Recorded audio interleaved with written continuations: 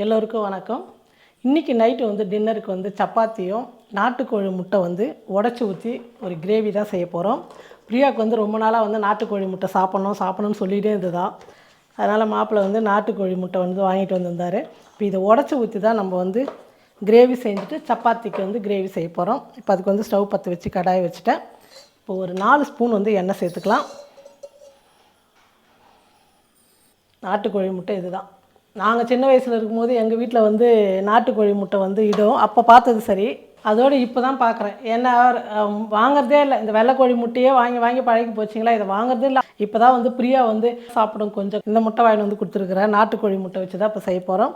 எண்ணெய் காஞ்சிடுச்சு.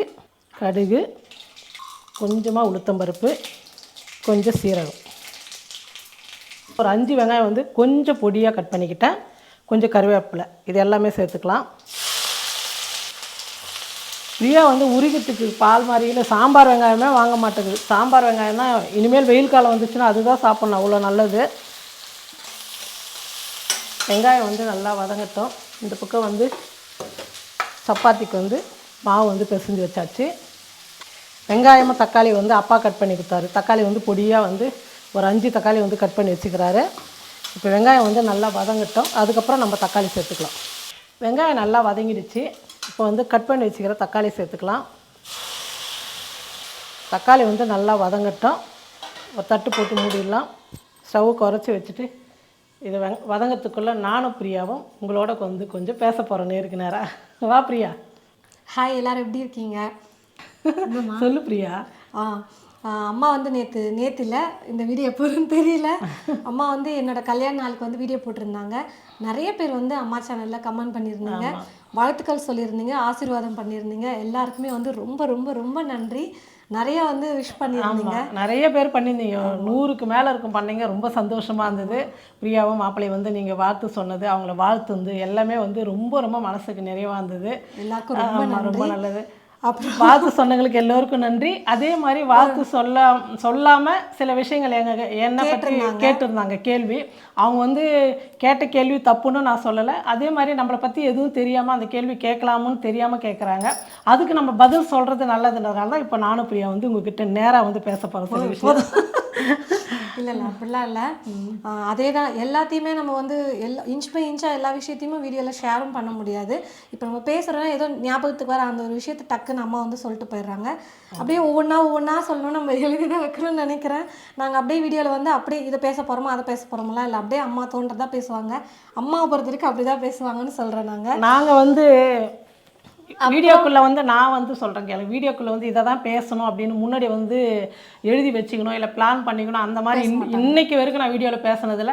நம்ம வீடியோ எடுக்கும்போது நமக்கு என்ன தோணுதோ அதை தான் நான் உங்ககிட்ட வந்து யதார்த்தமாக பேசணும். அதனால் ஒரு சில விஷயம் மட்டும் ஷார்ட்டாக சொல்லிடுறாங்க. நம்ம லாஸ்ட்டாக போட்ட வீடியோவில் 3ஆவது மாதம் அப்பா சாமி கும்பிட போனாங்க அப்படின்னு சொல்லியிருந்தாங்க. அதை பற்றி நான் சொல்லிடுறேன். அப்புறம் நீ பேசுவேன். கேள்வி கேட்டு நான் வந்து 3ஆவது மாதம் சாமி கும்பிட்றத பற்றி இல்லை, அது சொல்லலாம். அதுக்கு முன்னாடி வந்து கேள்வி கேட்டது, நீங்கள் காரியத்துக்கு வந்து போயிட்டு காரியத்துக்கு போல டெத்துக்கு போயிட்டு உடனே வந்துட்டேன் நீங்க சொன்னீங்கல்ல. அதுக்கப்புறம் ஏன் வந்தீங்க ஃபர்ஸ்ட்? இல்லை அந்த தாத்தா இறந்ததுக்கு போயிட்டு 2 நாள்லேயே வந்துட்டேன் அப்படின்னு சொல்லிட்டு சொன்னாங்க அம்மா. உடனே ஆனால் வருவாங்களா அப்படின்னு கேட்டிருந்தீங்க. நான் வந்து அங்கே தான் இருந்தேங்க. நானே எங்கள் பையன் இவர் கொல்லி போட்டதுனால வரக்கூடாதுன்னு சொல்லிட்டாங்க. ஆனால் எங்கள் மாமியார் எல்லாம் சொந்த வந்தவங்கெல்லாம் இந்த மாதிரி வந்துட்டு இங்கே இருக்கக்கூடாது, காரியம் முடிகிற வரைக்கும் நீங்கள் வீட்டுக்கு போயிட்டு ஒரு நாளில் வந்துருங்க அப்படின்னு சொன்னாங்க. அதனால தான் நாங்கள் அங்கேருந்து வரத்துக்கே 7 மணி நேரம், ஒரு நாள் ஆயிடுது. ஒரு நாள் மட்டும் இருந்து அடுத்த நாள் கிளம்பி தான் நாங்கள் நைட்டு அங்கே போனோம். 2 நாள் இருந்துட்டு நான் மறுபடியும் அங்கே போயிட்டேன். காரியம் 16ஆம் நாள் காரியம் நடுவில் வந்து பார்த்தீங்கன்னா நிறைய சடங்குலாம் இருக்குல்ல, ஒவ்வொரு பக்கமும் ஒவ்வொரு மாதிரி சடங்கு இருக்கும். அதில் வந்து இங்கே சாப்பாடுலாம் செஞ்சு போடணும் அப்படின்னும் போது அப்பாவும் மருமகளும் இருக்கணும். அதில் அம்மா வந்து அங்கே தான் போயிட்டாங்க, அரக்கோணம் தான் போயிட்டாங்க எங்கள் பாட்டி. அதை நான் வீடியோலேயே சொல்லியிருப்பாரு. அதெல்லாம் நம்ம வீடியோ எடுத்து காட்டவும் முடியாது, ஷேர் பண்ணவும் முடியாது இல்லைங்களா.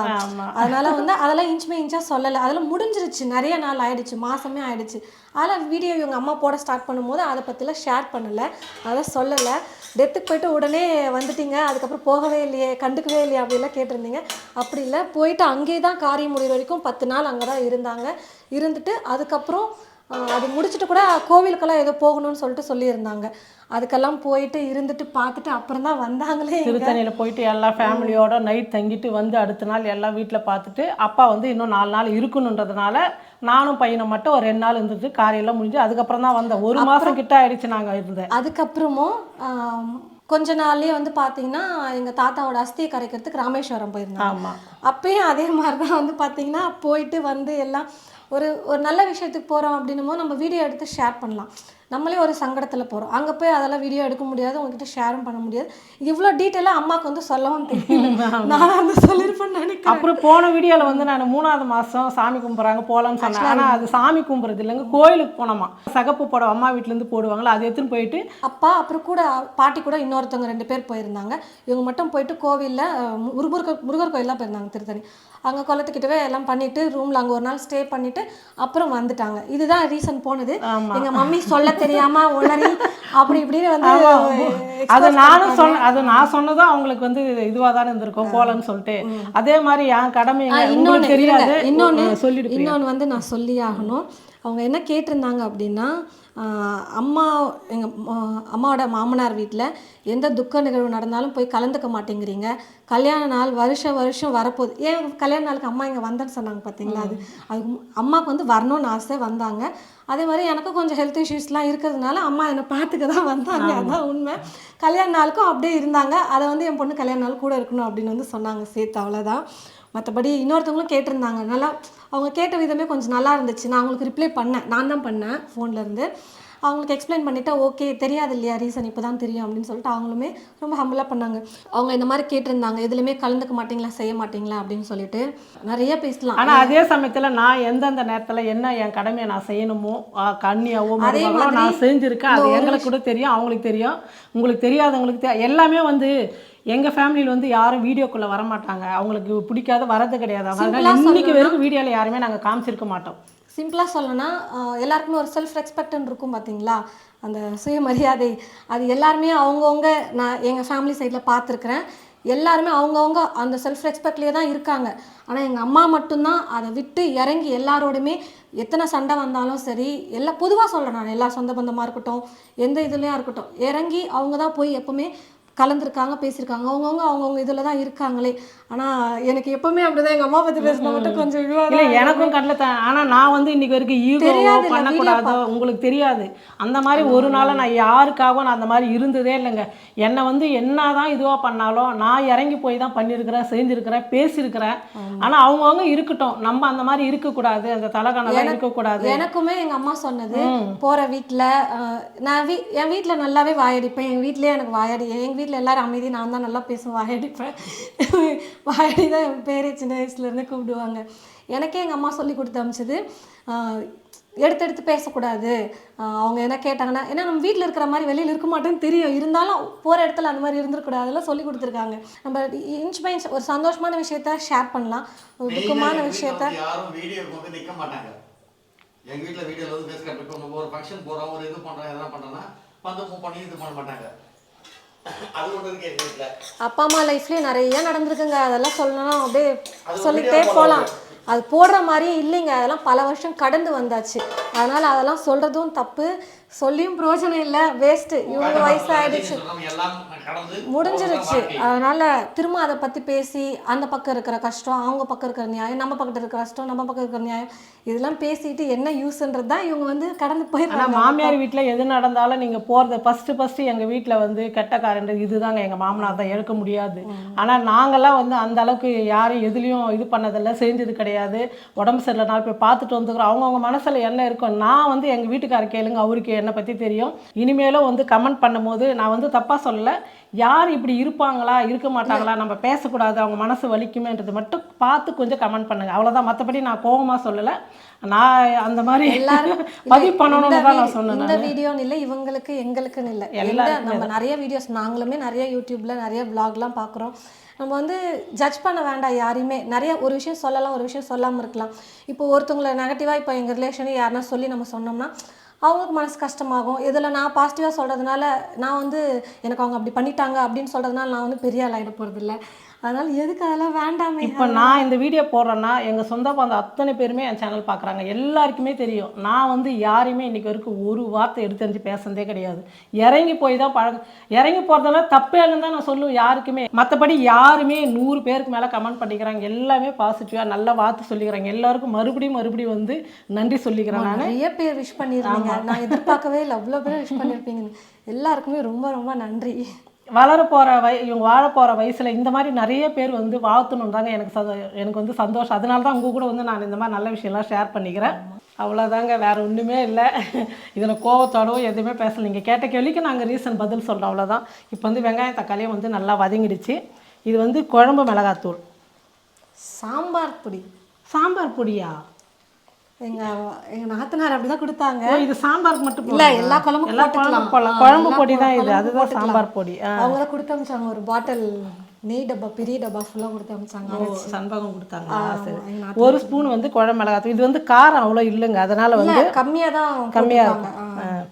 சொல்லி தான் கொடுத்தாங்க. வேணா நீங்க வெறும் மிளகாய்த்தூள் கொஞ்சம் சேர்த்துக்கோங்க. ஒரு 1/4 ஸ்பூன் வந்து வெறும் மிளகாய்த்தூள் சேர்த்து. நானே ரெசிபி கேட்க இல்லை சொன்னாங்க. நான் அன்னைக்கு செஞ்சேன், நல்லா இருந்தது. குழம்பு மிளகாத்தூள் நல்லா இருந்தது, சூப்பராக டேஸ்ட் வந்து அவ்வளோ நல்லா இருந்ததுங்க இந்த தூள். நானே கேட்க சொன்ன அளவு கேள்விப்பிரியா இதே மாதிரி உனக்கு அரைச்சி தரேன் அப்படின்னு சொல்லிட்டு.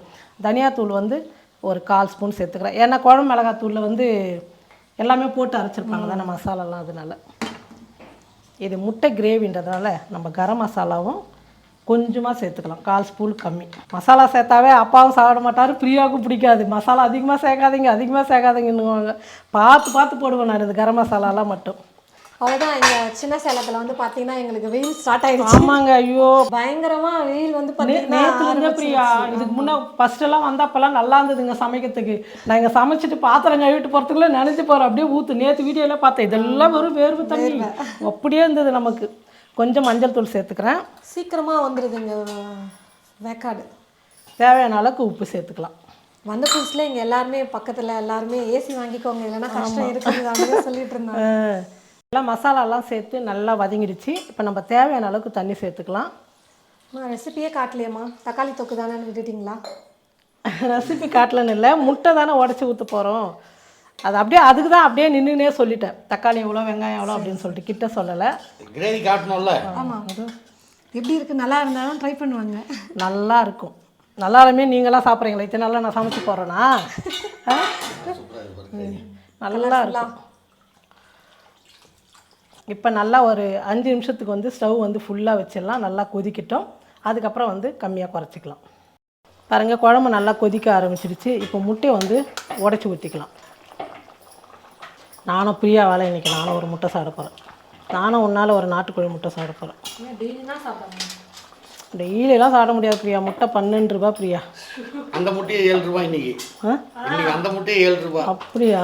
நாட்டு முட்டையே பரவாயில்ல. முட்டை ஊற்றுனதுக்கப்புறம் ஸ்டவ் வந்து குறைச்சிட்டு தட்டு போட்டு மூடிடலாம். அப்படியே நல்லா வேகட்டும். சப்பாத்தியும் முட்டை உடச்சி ஊற்றியும் செஞ்சாச்சு. இந்த பிரியா சாப்பிடு பிரியா. முட்டை உடச்சி ஊற்றி குழம்பு கேட்ட அம்மா செஞ்சு கொடுத்தாங்க. அதுக்கு சப்பாத்தி செஞ்சுக்கலாம் அப்படின்னு சொல்லிட்டு அம்மா சப்பாத்தி பிளான் பண்ணிட்டாங்க. சாப்பிடணுமாம்மா? ரொம்ப சூடாக இருக்கு. இல்லை சூடாக இருக்கு, வேணாம் பரவாயில்ல, வீடியோ முடிச்சிக்கலாம். ஆவி பறக்குது பாருங்க. இன்றைக்கி வந்து கொஞ்சம் வெங்காய தக்காளியெல்லாம் தெரியுது. நான் ரொம்ப நல்லா அப்படியே நைஸாக வதக்கிடுவேன். அப்படியே கிரேவி மாதிரி தொக்கு மாதிரி இருக்கும். டைம் 9 ஆயிடுச்சிங்களா, சீக்கிரமாக சாப்பிட்ணுன்னாங்க. அதனால் வந்து நான் அவசரமாக பண்ணிட்டேன். நான் நம்ம வீடியோவில் வந்து நிறைய நம்ம சேனல் வந்து உடச்சி ஊற்ற முட்டை வந்து ரொம்ப நான் 2-3 வீடியோ போட்டிருக்கேன். நீங்கள் போய்ட்டு பாருங்கள் வேணும்னா.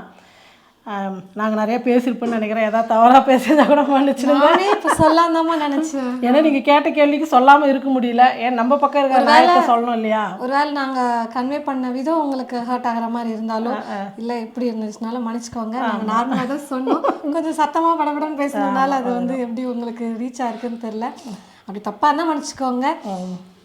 ஓகே, மறுபடியும் சொல்லிக்கிறேன். கல்யாண வாழ்த்து சொன்னாங்க அத்தனை பேருக்கு வந்து ரொம்ப ரொம்ப நன்றி. இந்த வீடியோ முடிச்சிடலாமா? ஆமாம், நன்றி. போய் சாப்பிட்றோம். நன்றி சொல்லிட்டேன் நான். அப்படியா?